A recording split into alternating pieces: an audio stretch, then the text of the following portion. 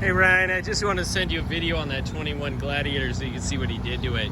So it has, it's a Mojave, which is kind of like a Rubicon. The only difference is it doesn't have a locking front differential, it just has a locking rear. But they put these Mojaves on different shocks, so they're on these bypass shocks. They're designed for like running off-road at higher speeds where you're gonna have a lot of like fluid dynamics and it's going to heat up so it can like bypass it and stuff. I mean, who knows if you ever use it, but it looks cool. And they do ride better. I've driven one of these back to back with another one, and when they're on these shocks, they ride better. Now this one being on a lift and these bigger tires, it rides a little rougher, but it's done well. It actually is pretty nice. The big difference you'll notice, yeah, it's got the V6 in it.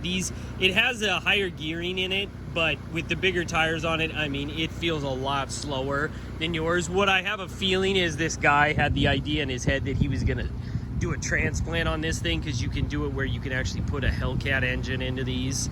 It costs about 20 grand, but you can do it, and then they're just monsters. I mean, it's 700 horsepower, but you can also supercharge them with just a kit for about 4 grand, and you'll get produced at about 400 horsepower. It still wouldn't be as powerful as yours, but the bigger wheels he's got on 20-inch wheels, and then these are like 37-inch tires, so they're big. And then he put on these different rails. Nothing really to the interior other than he added some off-road kit. So you know, you've got the CB kit on there and stuff, and then it looked like it was wired for like a navigation system too. And then he's got the desert setup for this, like the Baja setup of the tire. It's this whole rack that holds it in place, so it's actually bolted in place down like that. And then, like I said, it's just on a 2-inch lift. It's called a spacer lift. So they basically take like hockey pucks and put it at the top of the springs, and it lifts it up like that.